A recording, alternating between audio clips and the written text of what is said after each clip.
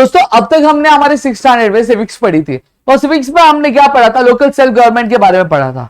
और यहीं पे अगर मैं बात करूं तो इससे हमें कहीं ना कहीं ये पता चला था कि अगर हमारी फैमिली लेवल पे अगर हम बात करें, हमारे स्कूल लेवल पे अगर हम बात करें, हमारे सिटी लेवल पे या फिर हमारे गांव के लेवल पे अगर हम बात करें, तो हर एक जो चीज चलती है वो आपकी एक डिसिप्लिन से चलती है, एक आपके बोलते एक यूनिफॉर्म तरीके से चलती है। आपका जो एडमिनिस्ट्रेशन होता है वो बहुत ही एक अच्छे तरीके से क्या यहाँ पे क्या वर्कआउट किया जाता है।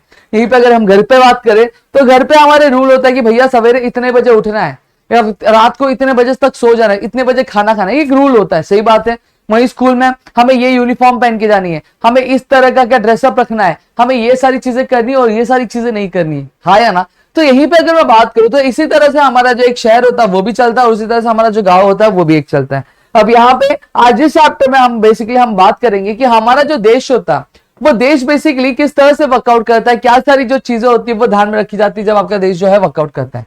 सबसे पहली चीज अगर मैं बात करूं तो ये जो हमारा पूरा देश होता है वो पूरा देश आपके कॉन्स्टिट्यूशन के हिसाब से चलता है। अब कॉन्स्टिट्यूशन क्या होता है तो दोस्तों बेसिकली बताओ तो कॉन्स्टिट्यूशन एक किताब है जिसमें सारे जो प्रोविजन मतलब क्या होता है, लॉ एंड ऑर्डर्स लिखे रहते हैं कि एक कंट्री, हमारी जो कंट्री है वो किस तरह से चलनी चाहिए और साथ ही साथ हमारे जो सिटीजन है यानी सिटीजन यानी कौन, हमारे जो देशवासी है उनका क्या जिम्मेदारी है और उनके क्या सारे अधिकार है, वो सारी चीजें आपकी एक बुक में क्या लिखी रहती है, उस बुक को हम लोग कॉन्स्टिट्यूशन बोलते हैं। देखो, the book in which all the provisions regarding the administration of a country are mentioned together in a systematic way is called a constitution। सही बात है। और वही कॉन्स्टिट्यूशन की अगर मैं बात करूं तो कॉन्स्टिट्यूशन एक आपका क्या रिटन डॉक्यूमेंट है, यानी ये लिखा हुआ एक डॉक्यूमेंट है, ओरली कोई भी चीज नहीं है। अब यहाँ पे अगर मैं बात करूं तो कॉन्स्टिट्यूशन के हिसाब से हमारी जो सरकार होती है, हम बोलते हैं ना अब इनकी सरकार आई है, अब उनकी सरकार, पहले इनकी सरकार हुआ करती थी, तो ये सारी चीजें हमें जो होता है तो सरकार बनती कैसी है तो दोस्तों हमेशा जो सरकार बनती है वो लोगों द्वारा बनती है। जो लोग होते हैं वो अपने रिप्रेजेंटेटिव यानी अपने लीडर को क्या खुद चुनते हैं वोट के माध्यम से, इलेक्शन के माध्यम से। दोस्तों सही बात है। अब जो सरकार बनी वो सरकार क्या अपनी मर्जी से अपने तरीके से सरकार चलाने वाली नहीं, उसको जो चलाएगी तो अपने तरीके से ही, अपने स्किल से ही चलाइए, लेकिन उसको कहीं ना कहीं जो नियम है, कायदे है, कानून है आपके गवर्नमेंट कॉन्स्टिट्यूशन के, वो उसको क्या फॉलो करने पड़ेंगे।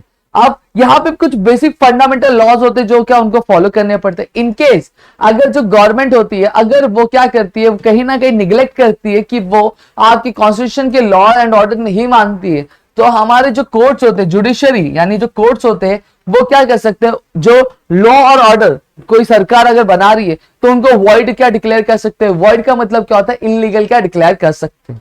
अब प्रोविजंस अगर मैं बात करूं तो कॉन्स्टिट्यूशन किस किस तरीके के प्रोविजंस मतलब किन फील्ड्स के लॉज एंड ऑर्डर्स का कंसिस्ट करते हैं। सबसे पहली चीज अगर मैं बात करूं तो कॉन्स्टिट्यूशन के बहुत सारे अलग अलग प्रोविजन है, जैसे सिटीजनशिप से रिलेटेड क्या आपके राइट्स कंज्यूम करती है या फिर प्रोविजंस रखती है। फिर साथ ही साथ अगर जो रिलेशनशिप होना चाहिए एक राज्य, एक देश और उसके देशवासियों के बीच में, उसके बारे में हमें बताती है। साथ ही साथ गवर्नमेंट इलेक्शंस के बारे में बताती है कि गवर्नमेंट इलेक्शंस किस तरह से कंडक्ट होने चाहिए, क्या कायदे कानून उसके बारे में बताइए। और साथ ही साथ गवर्नमेंट पे क्या क्या रेस्ट्रिक्शन है, कहां कहां पे आपके एक लिमिटेशन डाली गई गवर्नमेंट के ऊपर, वो भी हमें यहाँ पे क्या पता चलता है। अब सारी कंट्रीज ने क्या किया है, आपका एक्सेप्ट किया क्या principle of governance according to the constitution. अब यहीं पे अगर बात करूं जो नेचर है कॉन्स्टिट्यूशन का, वो कंट्री टू कंट्री क्या डिफर करता है। अब ये इसलिए डिफर करता है कि कंट्री टू कंट्री लोगों की मेंटालिटी अलग है, कंट्री टू कंट्री लोगों का कल्चर अलग है, इस वजह से जो कॉन्स्टिट्यूशन है वो भी क्या अलग अलग है। दोस्तों समझ में आ गया। और हर एक जो देश होता है वो क्या कोशिश करता है, वो कोशिश करता है कि वो खुद के अपनी जो है अपनी क्या बोलते हैं उसको, अपनी खुद की कॉन्स्टिट्यूशन क्या आपकी बनाए।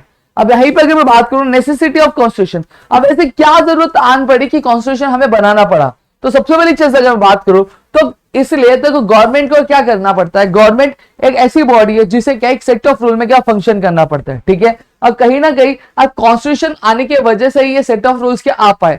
अगर सेट ऑफ रूल्स नहीं होते तो कहीं ना कहीं जिनकी सरकार बनती है वो अपने पावर्स का क्या कर सकते थे, मिसयूज कर सकते थे, जो भी उनको क्या जिम्मेदारी दी है या फिर जो पावर्स दिया गया उसका। सही बात है। और साथ ही साथ कॉन्स्टिट्यूशन में क्या आता है, जो लोगों के अधिकार होते हैं या फिर जो आजादी होती है लोगों की, वो क्या मेंशन होती है, जिसके तहत जो कोई भी अगर सरकार आ जाती है तो वो किसी भी तरीके से किसी भी पर्सन की या फिर किसी भी एक इंडिविजुअल की जो अधिकार है या फिर जो राइट्स है वो ले छीन नहीं पाएगी। इसका मतलब क्या, कॉन्स्टिट्यूशन क्या करता है, जो आम जनता के अधिकार होते हैं, जो राइट्स होते हैं, उसको क्या बचाता है। सही बात है। अब यहीं पे अगर मैं बात करूं तो सरकार क्या करती है, देश को चलाती है उनको, लेकिन देश उनको जो कायदे कानून कॉन्स्टिट्यूशन में मेंशन किए गए उसके उसके हिसाब से चलाने रहते हैं। सही बात है। तो कहीं ना कहीं यहाँ पे किसी भी तरीके से कोई मिसयूज नहीं हो पाएगा आपके कॉन्स्टिट्यूशन का, या फिर जो पावर जो अलोकेट की गई है।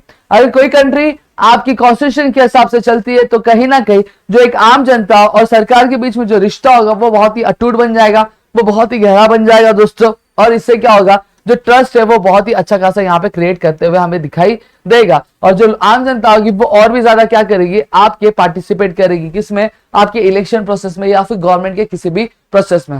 और कॉन्स्टिट्यूशन क्या प्रोटेक्ट करता है, आपकी कुछ पॉलिटिकल आइडियाज प्रोटेक्ट करता है कि एक जो पॉलिटिकल पार्टी होनी चाहिए या फिर एक जो पॉलिटिकल लीडर होना चाहिए वो किस तरह से होना चाहिए, अपनी फंक्शनिंग उसे किस तरह से करनी चाहिए। ये सारी चीजों के बारे में आपका कॉन्स्टिट्यूशन क्या बताता है। और आपका और ये इसका एक मोटिव रहता है कि हम इंटरनेशनल लेवल पे एक शांति और क्या ह्यूमन राइट्स जो है, ह्यूमंस को जो हम प्रिजर्व करके क्या रख सके। सही बात है। अब कॉन्स्टिट्यूशन क्या क्या इंक्लूड करता है, जो लिस्ट है सिटीजन की ड्यूटी का वो, और साथ ही साथ जो रिस्पॉन्सिबिलिटी है सिटीजन के उसको भी क्या करता है, आपका प्रिजर्व करके क्या रखता है। अब यहाँ पे आपको इतनी चीज समझोगी। अब एडमिनिस्ट्रेशन क्या होता है, देखो अब यहाँ पे अगर मैं बात करूं तो गवर्नमेंट जो होती है, गवर्नमेंट को हर एक चीज से रिलेटेड क्या लॉस क्या बनाने रहते हैं। आपके अलग अलग सब्जेक्ट्स हो गए, जैसे अगर मैं बात करूं, आप एक वॉशरूम हो गया, एक वॉशरूम से लेकर आपके स्पेस में एक एयरक्राफ्ट या फिर एक रॉकेट लॉन्च करने तक का जो सारा रूल्स एंड रेगुलेशंस होता है वो कौन बनाता है, आपका गवर्नमेंट क्या बनाता है। जैसे अगर मैं बात करूं तो कि देश में गरीबी कैसे करनी है, कम करनी है, उसके बारे में लॉ बनाएगा। एम्प्लॉयमेंट कैसे बनाना है, रोजगार कैसे बढ़ाना है, उसके बारे में बताएगा। एजुकेशन लोगों को किस तरह से पहुंचानी है, हेल्थ केयर लोगों का कैसे अच्छा रखना है, ये सारी चीजों के बारे में क्या आपका ये क्या करता है, ये लॉज बनाता है। साथ ही साथ जो हमारे बैकवर्ड क्लास के जो लोग होते हैं, जैसे वुमेन्स हो गए, चिल्ड्रेन हो गए, एसटी एनटी वाले, तो उनको किस तरह से सोसाइटी के मेन स्ट्रीम में लाना है, उसके बारे में भी जो लॉज बनाए जाते हैं वो आपके गवर्नमेंट द्वारा ही क्या बनाए जाते हैं। अगर कोई इश्यू आ जाता है या फिर अगर कुछ प्रॉब्लम आ जाती है तो वहां पे भी जो गवर्नमेंट होती है वो इमीडिएट एक्शन लेती है। दोस्तों समझ में आ गया। तो मेरे ख्याल से आपको इतनी चीजें क्लियर हो गई।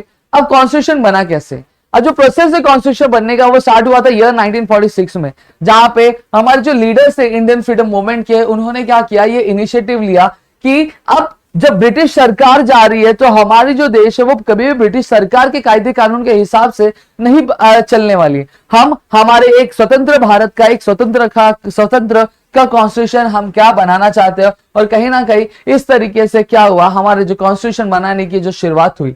अब यहाँ पे क्या हुआ, कुछ मेंबर्स आए, कुछ मेंबर्स की असेंबली बनी और उस मेंबर्स असेंबली को हमने क्या बोला, कॉन्स्टिट्यूएंट असेंबली क्या हमने बोला।